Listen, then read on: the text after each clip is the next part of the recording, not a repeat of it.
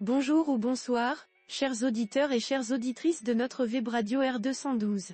Aujourd'hui, Aziz Bousseta, en sa qualité de chroniqueur invité, partage avec vous une analyse percutante et passionnante à travers son article intitulé L'Occident et le fascisme d'un genre nouveau. Voici ce texte, transformé en podcast audio, spécialement pour vous. Prenez le temps de plonger dans cette réflexion aussi profonde qu'alarmante. Aziz Bousseta ouvre son propos par une anecdote pleine de satire et de pertinence de la manière suivante. Dans l'ancien magazine Pilote, disparu en 1989, on avait défini les Grecs comme étant ceux qui ont inventé la démocratie, mais en ont oublié le fonctionnement. C'était satirique, puissamment caustique, à l'image du magazine, et c'était au début des années 70 du XXe siècle.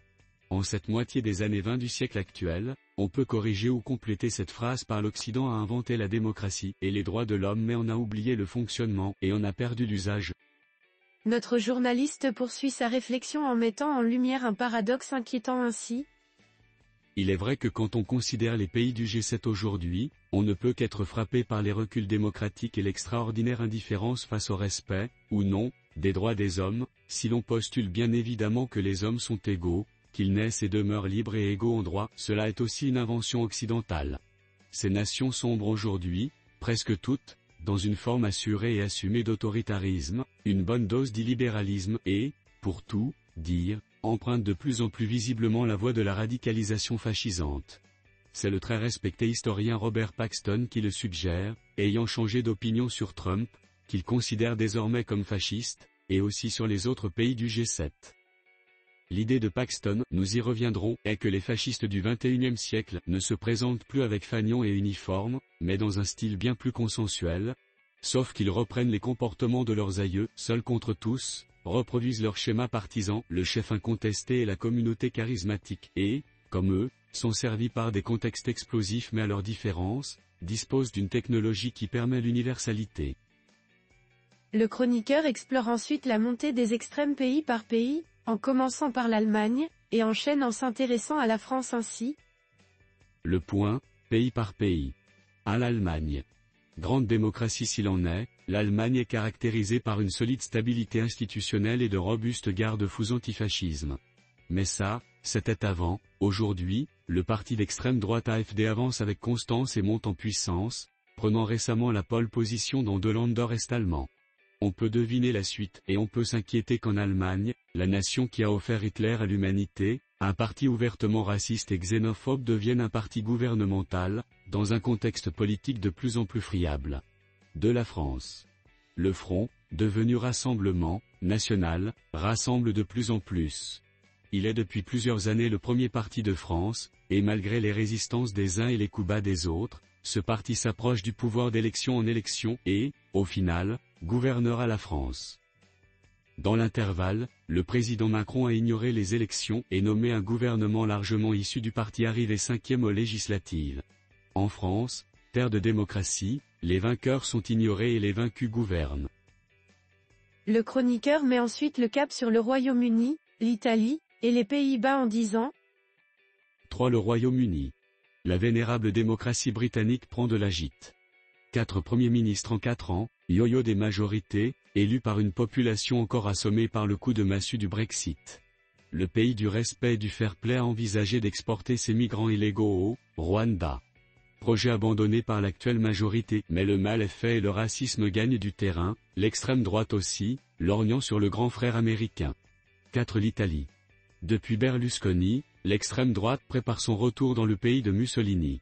Hier Salvini, aujourd'hui Meloni, dont le parti d'extrême droite Fratelli d'Italia est sorti de la matrice fasciste et rogne lentement mais sûrement les principes et valeurs de l'état de droit. Giorgia Meloni construit patiemment les fondements d'une société illibérale, terme élégant pour désigner une réalité politique autoritariste. 5. Les Pays-Bas. Geert Wilders et l'islam, les musulmans, les arabes, les migrants non occidentaux, non blancs, et il le dit. On le croit, on le soutient, on les lie et on fait de son parti ouvertement raciste le premier parti du pays.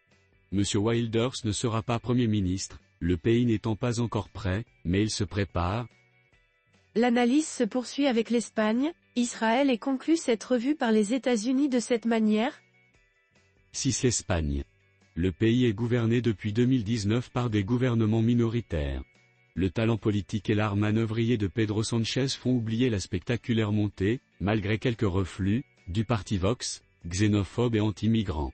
Les récentes inondations à Valence montrent le potentiel de violence que cache l'apparente stabilité du royaume. Mais, exception à la règle, l'Espagne a su montrer la cohérence qu'elle place entre les valeurs humaines et démocratiques qu'elle défend et leur application sans concession, même contre les alliés israéliens. C'est Israël.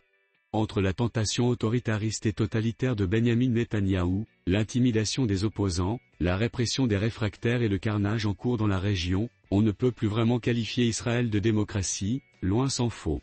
La seule démocratie de la région l'aura peut-être été un temps, mais plus aujourd'hui. 8. Les États-Unis. Et, last but not least comme on dit chez eux, les Américains viennent de placer les clés du pays, présidence, Congrès et Cour suprême, entre les mains de Donald Trump qui a promis de n'être dictateur que le premier jour de sa présidence. Il n'a pas attendu, nommant des profils offensifs aux postes les plus élevés de son administration, sans passer par le Sénat. Et il promet plus et pire, sachant qu'il tient toujours parole. Aziz Boussetta conclut son article par une mise en garde sans équivoque en ces termes. Dans tous ces pays, on a pensé ou on pense à exporter, déporter serait un terme plus adéquat, les migrants. Massivement. Et pour cela, la construction de camps est envisagée, partout, dans des termes atténués, en mettant les formes. Mais des camps. Des camps en Europe et aux États-Unis. Et de fait, montée en puissance des extrêmes droites ou au moins des droites extrêmes, recul des principes démocratiques, totale ignorance des valeurs d'humanité dès lors qu'il s'agit des alliés, et menace sur la démocratie, ses codes, ses principes et ses pratiques, voilà comment on peut qualifier aujourd'hui le bloc occidental qui, consciemment ou non, sciemment ou pas, continue de répandre sa bonne parole sur les droits de l'homme et la pratique démocratique. Quant au peuple, ils adhèrent, en dépit des quelques voix sages, de plus en plus rares, qui crient à la catastrophe dans toutes ces nations et qui prophétisent les catastrophes à venir. L'addition des colères, la perception d'un déclin, le ressenti d'une humiliation collective poussent des mouvements de masse vers le pouvoir, aidés par l'extraordinaire puissance des réseaux sociaux, dont les patrons, Peter Thiel, Elon Musk, sont résolument engagés aux côtés de Donald Trump. La Big Tech organisée en synarchie au service d'un nouveau fascisme, tel est le danger actuel, qui n'est pas virtuel. Rédigé par Aziz Boussetta. Merci, chers auditeurs, d'avoir écouté cette analyse percutante. Votre présence et votre intérêt pour ces sujets sont essentiels pour alimenter le débat et éveiller les consciences. À très bientôt sur R212, pour de nouvelles réflexions enrichissantes. Avec toute notre gratitude, l'équipe de votre Web Radio.